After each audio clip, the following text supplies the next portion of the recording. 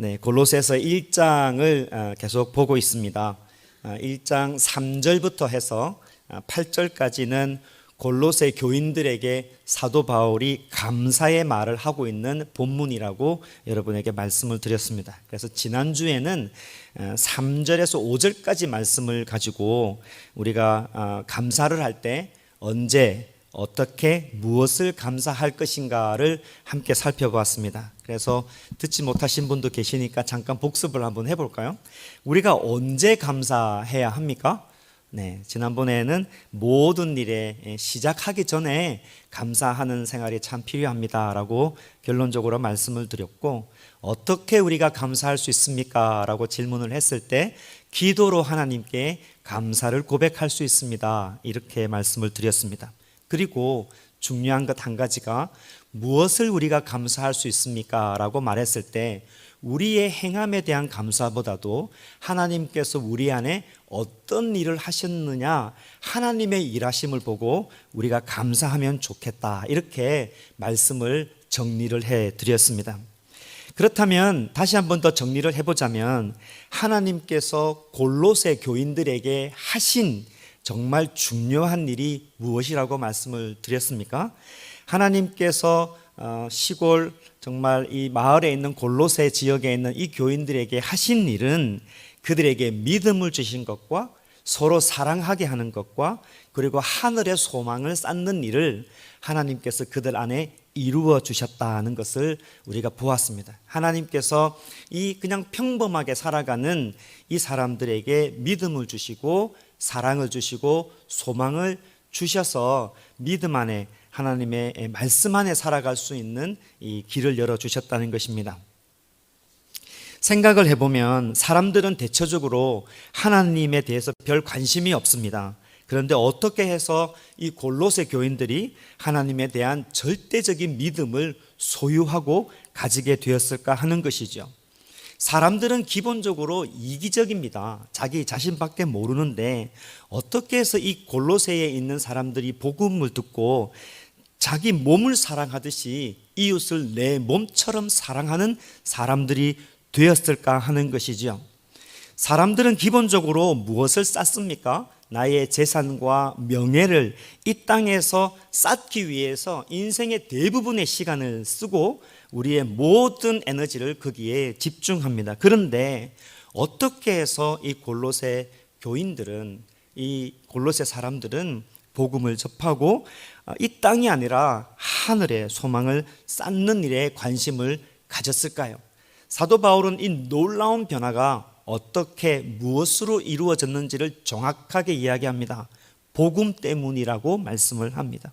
그래서 5절 말씀, 여러분 성경에도 있고 앞에도 있겠지만은 5절 말씀에 보면 너희를 위하여 하늘에 쌓아둔 소망으로 말미암음이니 곧 너희가 전에 복음, 진리의 말씀을 들었기 때문이다, 이렇게 그 원인을 이야기하고 있습니다. 우리가 알고 있는 이 복음에는 놀라운 힘이 있는 것이죠. 그래서 사도 바울은 그냥 넘어가지 않고 6절에서 다시 한 번 더 우리가 알고 있는 이 복음을 강조를 하고 있습니다. 6절 말씀에 보니까 이 복음을 다시 설명을 합니다. 이 복음이 이미 너희에게 이르매 너희가 듣고 참으로 하나님의 은혜를 깨달은 날부터 너희 중에서와 같이 또한 온 천하에서도 열매를 맺어 자라는도다, 이렇게 말씀을 복음에 대해서 정리를 하고 있습니다. 그래서 오늘 저는 여러분과 함께 우리가 익히 알고 있는 이 복음, 굿뉴스, 가스펠, 복된 소리, 이 사도 바울, 우리가 알고 있는 이 복음을, 사도 바울은 이 복음을 어떻게 묘사하고 어떻게 강조하고 있는지를 하나씩 살펴보고, 그래서 오늘 설교 제목처럼 우리가 더 감사할 수 있는 게 무엇일까 찾아서 결론을 맺어보려고 합니다. 6절의 초반을 먼저 한번 봅시다. 복음에 대해서 이야기하고 있는 이 사도 바울은 복음을 어떻게 강조하고 있을까요? 군대의 행진처럼 묘사하고 있는 조그마한 표현이 하나 있습니다. 그 표현이 뭐냐면 이 복음이 이미 너희에게 뭐라고 되어 있습니까? 이르매라고 되어 있습니다. 사실은 너희가 처음 복음을 들었을 때 이렇게 하면 될 일을 사도 바울은 come to you, 복음이 너희에게 다가갔다라고 표현을 하고 있습니다. 이 표현 안에는 사도 바울의 서신서 전반에 흐르는 것을 가만히 감안을 해보면 복음이 군인들이 행진하듯이 복음이 이렇게 전진해서 너희에게 다가갔다라는 그 역동성을 이르메라는 표현 속에 우리들에게 이야기하고 있습니다. 아주 숨은 그림 찾는 것처럼 간단한 표현이 한 가지지만 사도 바울은 우리가 알고 있는 이 복음을 얼마나 강력하게 생각하고 있는지를 엿볼 수가 있습니다. 풀어서 이야기를 하자 그러면 사도 바울은 이 복음을 지식으로 습득하지 않습니다. 다시 말씀드리면 사도 바울은 이 복음을 하나의 knowledge, 지식으로만 간주하지 않는다는 것이죠. 1 더하기 1은 2다 이런 지식처럼 예수님께서 십자가에 못 박히셔서 우리의 모든 죄를 다 용서해 주셨습니다, 그렇게 지식으로만 가지고 있지 않다는 겁니다. 길이요 진리 되시는 예수님을 믿으면 영원한 생명을 얻습니다. 이것을 그냥 지식으로 가지고 있지 않다는 것입니다. 사도 바울에게 있어서 복음은 다이나믹합니다. 역동적이고 힘이 있기 때문에 복음에 대해서 이야기할 때는 정적으로 이야기하지 않고 앞으로 나아간다는, 자라난다는 생명력이 있는 표현을 하고 있습니다. 오늘 말씀만 봐도 이 안에 복음은 살아있고 그래서 전진하고 열매를 맺고 자란다는 표현이 이 6절 안에 다 표현되어지고 있습니다. 그래서 6절을 통하여서 사도 바울은 골로새 교인들에게 사실 이렇게 이야기하고 있는 거예요. 쭉 풀어서 이야기하자면 예루살렘 저 동쪽에 있는 예루살렘에서 시작된 복음이 너희에게로 이 시골 구석까지 복음이 찾아갔고 이미 너희 안에 복음이 이르러 왔고 뿐만 아니라 너희들 안에 머물지 않는다는 것이죠. 6절 말씀 여러분 다시 한 번 더 보십시오. 너희들 안에 그냥 머물지 않고 또 복음이 어떤 일을 하냐면 너희 중에서도와 같이 또한 온 천하에서도 열매를 맺어서 자라간다는 표현을 하고 있습니다. 복음이 생명나무처럼 끊임없이 자라나는 역동성을 6절 안에서 다 표현하고 있습니다. 복음은 지식이 아닙니다. 복음은 생명입니다. 그래서 사도 바울처럼 이렇게 표현할 수밖에 없는 것입니다. 복음 안에는 역동성이 있고 능력이 있고 생명이 있기 때문에 사도 바울은 복음에 대해서 이르렀다라고 표현을 하고 있습니다. 그렇다면 이 복음의 최종 종착지는 어딜까요? 여러분이 가지고 있는 성경의 모든 지식을 가지고 이 복음은 어디까지 가야 할까요? 우리가 잘 알고 있는 것처럼 땅끝까지 가게 되어 있습니다. 복음은 여러분 안에 있는 이 십자가의 복음은 여러분 안에만 머물러 있으려고 절대 하지 않습니다. 복음은 생명력이 있기 때문에 끝까지 땅끝까지 가려고 하는 능력과 역동성이 그 안에 있습니다. 사도행전 1장 8절 말씀 여러분이 잘 아시죠? 오직 성령이 너희에게 임하시면 너희가 권능을 받고 예루살렘과 온 유대와 사마리아와 땅 끝까지 이르러 내 증인이 되리라 하시니라. 복음을 가지고 있으면 증인이 될 수밖에 없고 증인이 되면 땅 끝까지 나가려고 하는 복음을 바라볼 수밖에 없다는 것을 이야기하고 있습니다. 이 놀라운 메시지를 사도 바울은 20년, 25년 선교 현장에서 직접 체험했습니다. 예루살렘에 자기가 그렇게 박해하던 복음이 이렇게 막 꽃이 피어나듯이 피어나서 예루살렘에만 머물지 않고 사마리아 땅끝까지 이르러서 이 로마 황제가 지배하고 있는 이 로마 제국 곳곳에 복음이 계속해서 번져나가고 있다는 사실을 본인이 땅끝까지 선교 여행을 하면서 두 눈으로 다 보았습니다. 놀라운 메시지는 로마서를 사도 바울이 썼지만 사도 바울이 로마에 가기 전에 이미 로마에 교회가 서 있었다는 사실이 너무너무 놀라운 일인 것입니다. 그래서 당시에 이때는 우리 그리스도인들이 몇 명 될까 이렇게 했을 때 어떤 학자는 한 50만 명 정도 있었을 것이라고 추정을 하고 있습니다. 초대교회가 시작된 지 30년 정도밖에 되지 않는데 50만 명 되는 그리스도인들이 남녀노소 불구하고 유대인이든 헬라인이든 상전이든 종이든 가리지 않고 이 복음이 끝까지 뻗어나가서 많은 사람들이 예수님을 믿었다는 것을 사도 바울이 너무너무 생생하게 목격하게 된 것입니다. 땅끝까지 이르러 전하는 이 복음의 속성 때문에 저와 여러분이 누군가의 손에 의해서 누군가의 증인에 의해서 예수님을 믿게 되었고 이 자리에 앉아서 아버지 하나님을 아빠 아버지라 부르며 찬양과 경배를 하고 있는 것입니다. 그래서 데살로니가 전서 1장 5절 말씀에 사도 바울이 확실히 있게 이야기합니다.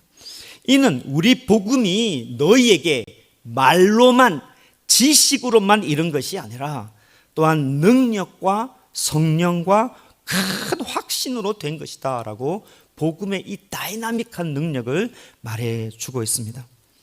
여러분 다시 한번 잘 생각해 보셔야 합니다.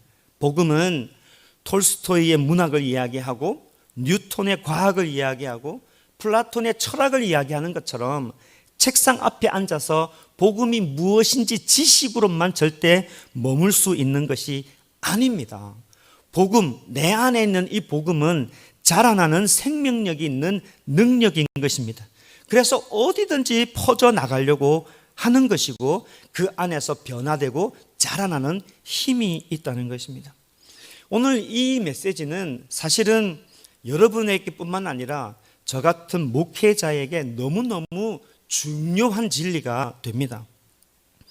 왜냐하면 여러분 교회를 자라게 하는 것은 목사가 교회를 자라게 하는 것이 아닙니다. 복음의 생명이 교회를 자라게 하는 것입니다. 굉장히 중요한 요소입니다. 그러나 목사가 이 복음을 지식으로 가지고 목회를 할 수 있습니다. 그러나 그것은 진정한 교회가 아니라 교회는 복음으로 세워졌고 복음이 교회를 자라게 한다는 사실을 믿어야 합니다. 얼마 전에 어스틴 사랑의 교회에 설교하러 가고 손 목사님이 여기에서 설교를 했었던 적이 있습니다. 그래서 거기도 조그마한 교회니까 그래도 많이 부흥했더라고요. 그래서 기쁜 소식도 전하고 서로 교제하는데 거기에서 이제 소위 말하면 약간 대장되는 권사님이 식사하면서 저에게 이렇게 한 말씀 하시더라고요. 목사님도 개척하셔서 이렇게 부흥을 많이 하셨다고 했는데 저는 그 다음 질문이 비결이 뭡니까? 이래 물을 줄 알았는데 몇 명이 목표입니까? 이러시더라고. 그래서 제가 웃으면서 그러면은 권사님 베드로는 설교할 때 몇 명이 예수님 믿을 거라고 생각하고 설교했겠습니까? 서로 웃으면서 이야기하다가 제가 경험했던 얼마 전에 제 선배님의 이야기를 하게 되었습니다. 아마 몇 분은 아실 것 같은데 텍사스에서 15년 전에 목회하셨던 또 처음에 저희들이 한 1, 2, 3년 때 목회할 때 한번 설교도 2번 정도 하셨던 선배님 목사님이 계십니다. 목사님은 아리조나에서 크게 이렇게 목회를 하시다가 텍사스 내려와셔서 H마트 근방에 그때 교회 이름이 기억하기로는 인카운터 처치였습니다. 그렇게 교회를 개척을 하고 목사님이 굉장히 이게 활동적이시고 적극적이시고 정말 이렇게 뭐라고 그래야 되지? 이 친교, 사회성, 이 사람하고 너무너무 잘 사귀시고 하는 그런 분이셨습니다. 그런데 교회가 1년 안에 급성장을 했습니다. 성격도 한조한 것 같고 신문에 늘 전면 광고가 이렇게 있었습니다. 인카운터 처치 이러면서 전면 광고도 하고 나가서 열심히 복음을 전해서 이렇게 정말 1년 안에 한 80명 되는 분들이 모였습니다. 저는 처음에 어떻게 해서 사역자를 구했지 이런 생각이 들 정도로 탄탄한 사역자들이 몇 분 계시고 아마 초기 투자를 엄청 했던 모양이에요. 그래서 막 부흥이 되었다가 그렇게 성장하다 보니까 동문들이 모이면 귀감도 됐고 또 교단 내에서도 달라스에서 우리 교단 내에 성장하는 교회다, 주목을 받는 교회가 됐더랬습니다. 그런데 한 1년 안에 교회에 갈등이 생기더니 마치 이렇게 기름에 불 붙듯이 순식간에 이 갈등에 휩싸이게 되었습니다. 그래서 한두 명 나가더니 뭐 5명, 6명, 7명 이렇게 나가다가 결국은 한 뭐 1년 부흥하다가 1년 안에 다시 이렇게 처음 멤버 한 5명 정도 모이는 사이즈로 확 줄어들게 된 것입니다. 목사님께서 너무너무 스트레스를 받아서 상담하시는 분이, 목사님 지금 상황이 이게 죽지 않은 게 다행일 정도입니다. 검사 결과가 그래 나왔습니다. 그래서 사모님이 목사님 남편 한 분만 바라보고 사는데 여보 목회를 접읍시다 해서 목회를 접은 상태였고, 저희 교회에 몇 번 초대해서 말씀을 들었던 적이 있습니다. 그렇게 말씀을 듣고 저희 집에서 식사 교제를 하는데 목사님께서 참 중요한 말씀을 해 주셨습니다. 무슨 말씀을 하셨냐면, 목사님 제가 복음을 잘 몰랐던 것 같습니다. 이렇게 이야기해 줬습니다. 나는 복음을 가지고 목회를 했지 복음이 능력이라는 것을 잘 몰랐던 것 같습니다. 그러면서 그 이유를 어디에 찾냐면, 사람이 많이 왔을 때 너무 기분 좋고 사람이 나갈 때는 내가 죽을 만큼 스트레스를 받은 걸 봐서는 내가 목회를 했지 복음이 목회를 하도록, 복음이 안에서 활동하도록 하지 않은 것 같습니다 라고 아주 중요한 말씀을 해 주셨습니다. 이 선배님의 말씀은 개척을 하고 있는 저에게 지금도 피가 되고 살이 되는 교훈으로 자리 잡고 있습니다. 여러분, 복음이 교회를 살립니다. 복음이 교회를 성장시키고 복음이 우리를 변화시킨 것입니다. 마치 교수가 자기 평생에 일구어 놓은 그 학자적인 업적을 가지고 평생 이렇게 일을 하는 것처럼, 목사가 평생 배워놓은 신학을 가지고 목회를 하면 안 된다는 것입니다. 목회는 복음이 하는 것입니다. 이거는 목회자만의 문제가 아닙니다. 우리 각자에게도 해당되는 아주 중요한 교훈이 됩니다. 우리는 복음을 압니다. 우리는 십자가를 압니다. 우리는 기도할 줄도 알고 우리는 성경을 읽을 줄도 압니다. 복음을 여러분 지식을 가지고 신앙생활 하십니까? 아니면 어떤 사람은 복음을 생명으로 믿고 신앙생활 하는 사람들이 있습니다. 지식으로 복음을 인지하고 신앙생활 하는 사람하고 내 안에 있는 복음이 생명이라고 생각하고 신앙생활 하는 사람하고 무슨 차이가 있나요? 변화가 있습니다. 반드시 생명으로 복음을 간직한 자는 그 삶에 변화가 있습니다. 복음이 전진하는 것처럼 인생이 앞으로 전진하는 경험을 날마다 하게 됩니다. 왜냐하면 복음은 생명이기 때문입니다. 복음의 가장 큰 특징을 사도 바울이 말합니다. 복음은 전진합니다. 복음은 열매를 맺습니다. 복음은 계속 자라나게 합니다. 이 말씀을 6절 안에서 하고 있는 것입니다. 그러면 우리의 복음이 무엇일까 묻고 있는 것이죠. 6절 말씀 다시 한번 볼까요? 이 복음이 이미 너희에게 이르매 너희가 듣고 참으로 하나님의 은혜를 깨달은 날부터 너희 중에서와 같이 또한 온 천하에서도 열매를 맺어 자라는도다 라고 말씀하고 있습니다. 끝에 표현이 참 중요합니다. 복음은 이르릅니다. 그리고 온 천하에 도착했을 때 열매를 맺게 합니다. 그리고 자라게 한다는 것입니다. 끝에 열매를 맺어 자라간다는 표현을 우리가 조금 알아듣기 쉽게 번역한다면 열매를 맺고 가지를 뻗어갑니다. 이렇게 표현하면 좀 이해하기 쉬울 것 같습니다. 여러분은 믿을란가 말란가 모르겠지만은 밖에 나가면 저는 여러분들을 자랑을 많이 합니다. 우리 교회의 큰 장점 중에 하나는 성도의 믿음이 목사의 믿음보다 큽니다. 이게 교회의 가장 큰 장점입니다 라고 이야기를 합니다. 저는 글쎄요 라고 하고 있는데 정말 많은 분들이 목사님 우리 교회 반드시 부흥합니다. 목사님 우리 교회 사람들이 많이 올 겁니다. 이렇게 말하시는 분이 죽지 않고 저에게 상당한 부담을 주고 있습니다. 여러분, 부흥을 사모하시는 여러분, 오늘 말씀을 통해서 다시 한 번 더 잘 보시기를 바랍니다.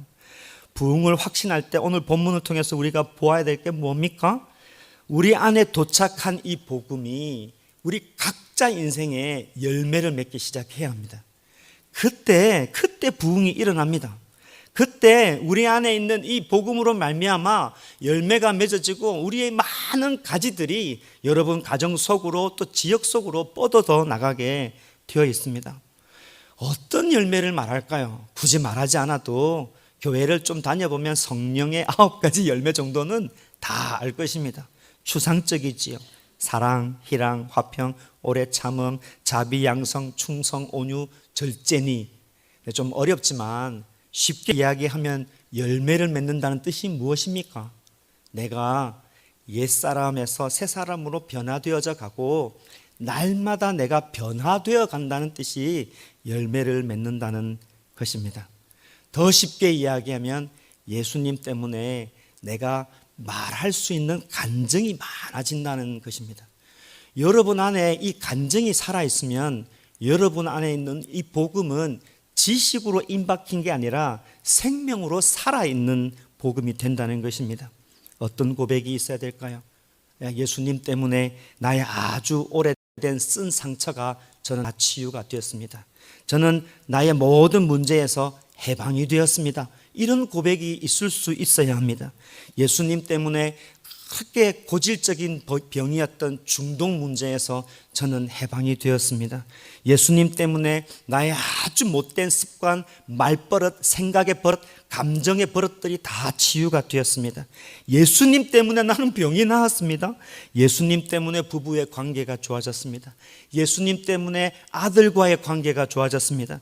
예수님 때문에 모든 관계에서 이제 불평이 아니라 감사를 볼 수 있는 능력이 내 안에 생겼습니다. 이런 고백들이 우리 가운데 있어야 이 복음이 생명이 되는 것입니다. 이런 열매들이 넘쳐나면 복음은 뻗어나가게 되어 있습니다. 교회가 성장하지 말라고 그래도 감당할 수 없게끔 성장할 수도 있습니다. 복음이 여러분 가운데 열매를 맺으면 여러분의 신앙이나 여러분의 가정에도 놀라운 변화가 계속 되는 것입니다. 내가 어떻게 신앙을 하느냐, 내가 어떤 복음을 붙잡고 사느냐가 핵심 키가 되는 것입니다. 복음은 지식이 아닙니다. 복음은 생명입니다. 우리 안에 있는 이 십자가는 살아 있습니다. 여러분이 그것을 죽이면 안 되는 것입니다. 사랑하는 성도 여러분, 복음이 여러분에게 지식이 아니라 생명이 되기를 축복합니다. 이 복음 때문에 어제보다 오늘이, 오늘보다 내일이 좀 더 나아지고 내 인생의 그리스도의 성품을 닮아갈 수 있는 놀라운 변화가 있기를 축복합니다. 그래서 이 복음을 붙잡고 기도하십시오. 살아있는 십자가를 붙잡고 사모하며 기도하십시오. 생명의 복음이 반드시 여러분을 살려냅니다. 자, 그렇다면 이제 두 번째, 복음에는 그렇다면 왜 이렇게 생명이 넘쳐나는 능력이 있을까요? 라고 한번 살펴볼 필요가 있습니다. 복음에는 왜 이렇게 놀라운 생명이 있을까요? 또 6절에 사도 바울이 놀랍게 지박해서 설명하고 있습니다. 6절 말씀 다시 한번 볼까요? 이 복음이 이미 너희에게 이름에 너희가 듣고, 그 다음 중요합니다. 참으로 하나님의 은혜를 깨달은 날부터라고 말합니다. 사도 바울은 복음이 생명이 되는 그 본질적인 이유를 설명하고 있습니다. 그 본질적인 이유가 뭐냐면 복음은 하나님의 은혜를 깨닫게 하는 겁니다. 여러분, 예수님 만났을 때를 한번 생각해 보십시오. 제일 처음 예수님 만났을 때 여러분은 어떤 것에 감동이 되었습니까? 십자가에 못 박혀 돌아가신 예수님의 그 지식을 가지고 감동을 받았습니까? 우리가 예수님을 만났을 때 마음에 참 감동이 되고 끝없이 눈물을 흘렸던 그 감격이 뭐냐면 하나님이 나를 얼마나 사랑하시는지 그 감격을 보았던 것입니다. 얼마나 중요합니까? 그 은혜를 깨닫는 것입니다. 복음은 십자가를 통해서 하나님께서 나를 얼마나 사랑하시는지를 깨닫게 해주시는 것입니다.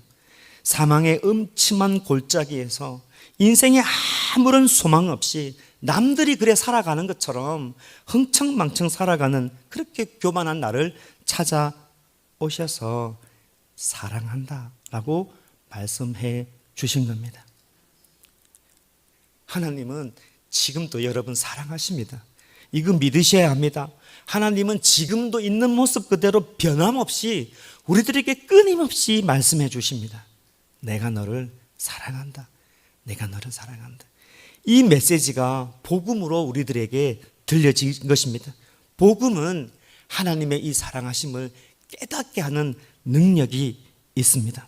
그래서 하나님의 은혜를 깨닫는 자는 복음이 절대 이 가슴 안에 지식으로 남아 있을 수가 없습니다. 만약에 여러분 가운데 오래전에 예수님을 믿었음에도 불구하고 내 안에 생명력이 없는 것 같고 사도 바울이 말씀하시는 이 능력이 없는 것처럼 느껴진다면 이유는 딱 한 가지입니다.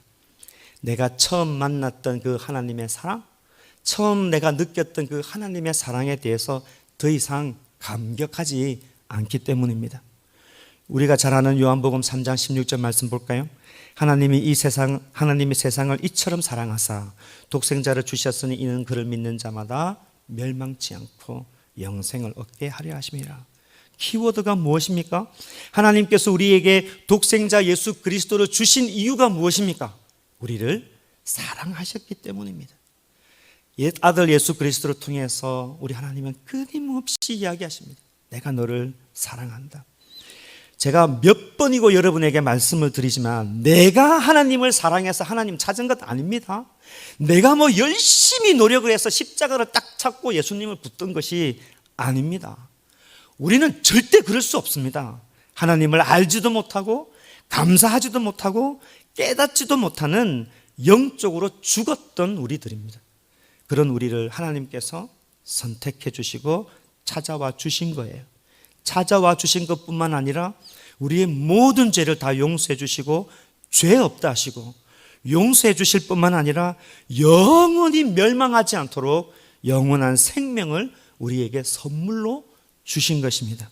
그래서 이 땅이 아니라 5절에 나와 있는 것처럼 이 땅에 내가 보화를 쌓는 것이 아니고 이 땅에 소망을 쌓는 게 전부가 아니라 하늘의 소망을 쌓는 게 나의 가장 큰 기쁨이라고 고백할 수 있는 놀라운 능력을 우리에게 주신 거예요. 이게 얼마나 큰 은혜입니까? 이게 얼마나 큰 감사입니까? 죽었다가 내가 살아났는데 어떻게 나를 살려주신 하나님의 은혜를 잊을 수가 있습니까? 바쁘다는 이유로, 안 된다는 이유로, 힘들다는 이유로, 미래가 불투명하다는 이유로 이 놀라운 하나님의 은혜를 어떻게 잊을 수가 있습니까? 이스라엘 백성처럼 출애굽하니까 좋아서 노래가 부르다가 살기 힘들어지니까 은혜를 다 잊어버리는 것과 똑같은 모습이 우리 가운데 있습니다. 이런 역사는 그래 해도 된다고 가르치는 것이 아니라 그러면 안 된다고 가르쳐 주시는 거예요. 이 은혜를 다 잊어버리니까 하나님께서 이스라엘 백성들에게 주신 게 뭡니까? 각종 절기들을 주고 각종 율법들을 주었습니다. 이 율법과 절기는 이 백성들을 구속하려고 하는 것이 아닙니다. 이 많은 율법들을 주시면서 하나님께서 코멘트로 계속 하시는 말씀이 있습니다. 그 말씀이 뭐냐면 자자손손 너희가 영원히 지킬 규례라. 그 다음 말씀이 중요합니다. 나는 너희의 하나님 여호와니라. 이 말씀을 계속 합니다. 하나님을 잊지 말라고 말씀을 하는 겁니다. 그럼에도 불구하고 이 많은 절기와 율법을 이스라엘 백성에게 줬음에도 불구하고 이 이스라엘 백성들은 이 율법을 가지고 또 무엇을 했습니까? 자기의 의를 드러내는 데 썼습니다. 내가 율법을 잘 지키면 하나님께 이렇게 아름답게 나갈 수 있겠다고 생각을 하고 그렇지 못한 사람을 정죄하고 율법으로 다른 사람을 가두고 그런 일에 자기의 의를 드러내는 데 썼던 것입니다. 그래서 하나님께서 하신 일이 무엇입니까? 이 땅에 직접 오신 겁니다. 하나님께서 아들 그리스도를 통해서 너희는 그리스도와 함께 죽었다. 너는 그리스도와 더불어 살았다. 이 복음을 우리들에게 말씀해 주신 겁니다. 우리가 노력해서 이루는 것이 아니라 복음은 하나님께서 우리를 사랑하셔서 그 모든 것을 다 이루었다는 것을 우리들에게 이야기해 주시는 게 복음이 됩니다. 복음은 하나님의 은혜를 깨닫게 합니다. 복음을 가지고 있는 사람은 날마다 이 하나님의 은혜에 감격하는 사람이 되어야 합니다. 복음은 율법이 아닙니다. 여러분에게 이래라 저래라 이거 하지 않으면 너는 죄인이다라고 고소하는 것이 복음이 아닙니다. 그것은 율법입니다. 복음은 우리에게 놀라운 소식입니다. 그래서 복음입니다. 주 안에서 사랑하는 성도 여러분, 여러분은 주일 예배 드리면서 무엇에 감격합니까? 나를 구원해 주신 하나님의 그 크신 은혜에 정말 감격하십니까? 형식에 여러분 빠지지 마십시오. 율법을 지키는 것처럼 일주일에 주일 예배는 꼭 가야지, 그런 생각하지 마십시오. 얼마나 소중한 기회입니까? 어떤 기회입니까? 하나님의 은혜를 같이 믿는 믿음의 동지와 더불어 마음껏 찬양할 수 있는 작은 하나님의 나라가 여기 있지 않습니까? 복음이 생명이라는 것을 이 자리에서 누릴 수 있는 게 우리의 예배입니다. 그래서 예배를 통해서 하나님을 사랑한다는 찬양을 마음껏 하십시오. 그리고 예배를 통해서 하나님의 말씀을 들을 때는 내가 그렇게 살겠다고 결심을 하십시오. 그렇다면 복음이 우리에게 계속 역사하는 힘이 있는 것입니다. 자, 말씀을 맺겠습니다. 사도 바울은 복음을 어떻게 묘사합니까? 복음은 지식이 아니라는 것입니다. 복음은 생명이다. 그래서 복음은 군대가 행진하는 것처럼 복음은 끊임없이 전진한다는 것을 우리들에게 말해주고 있습니다. 우리 안에 있는 복음은 역동성이 있고 열매를 맺게 하고 자라게 하고 내 안에 머물지 않고 계속 뻗어나가려고 한다는 것을 기억해야 합니다. 왜요? 복음은 생명이기 때문입니다. 이 복음은 또 여러분에게 하나님의 은혜가 얼마나 크고 놀라운지 날마다 생각하게 합니다. 이 아름다운 믿음의 말씀을 여러분이 소유하셔야 됩니다. 여러분의 복음은 어떻습니까? 지식으로만 가지고 있습니까? 그렇게 신앙생활 하십니까? 아니면 생명이 되어서 날마다 나를 변화시켜 나가는 이 복음을 보고 감사하며 살아가고 있습니까? 그래서 우리가 더 감사할 것이 있습니다. 어떤 감사일까요? 날마다 나를 변화시켜주는 열매를 보고 감사할 수 있는 길이 열렸기 때문에 이 복음으로 더 감사할 수 있는 것입니다. 나의 옛사람은 어제 죽었고 오늘 새로운 날이 시작이 되었습니다. 이 복음 때문에 더 감사할 수 있는, 아침마다 늘 감사할 수 있는 것은 하나님 오늘 새 하루를 허락해 주셔서 감사합니다. 이 은혜를 주셨기 때문에 내가 하나님을 찬양합니다. 이렇게 말씀을 정리할 수가 있습니다. 여러분, 생명의 복음을 간직하고 사십시오. 예배에 최선을 다하십시오. 율법처럼 지키지 마십시오. 경배와 찬양을 할 때 목이 쉬어라 찬양하고, 말씀을 들을 때 하나님의 은혜를 기억하고, 헌금을 할 때도 정성을 다해서 준비하고, 결단의 기도를 할 때도 목숨을 다해서 내가 하나님 이 한 주간 동안 이 말씀을 가지고 살겠습니다. 하나님의 복음이 이 안에 있는 것을 믿습니다. 저는 그렇게 살겠습니다라고 고백하여서 복음이 살아있다는 것을 날마다 경험하시고, 그 복음 때문에 내가 변화되는 것을 가지고 늘 감사할 수 있는 여러분이 되시기를 주의 이름으로 축복합니다.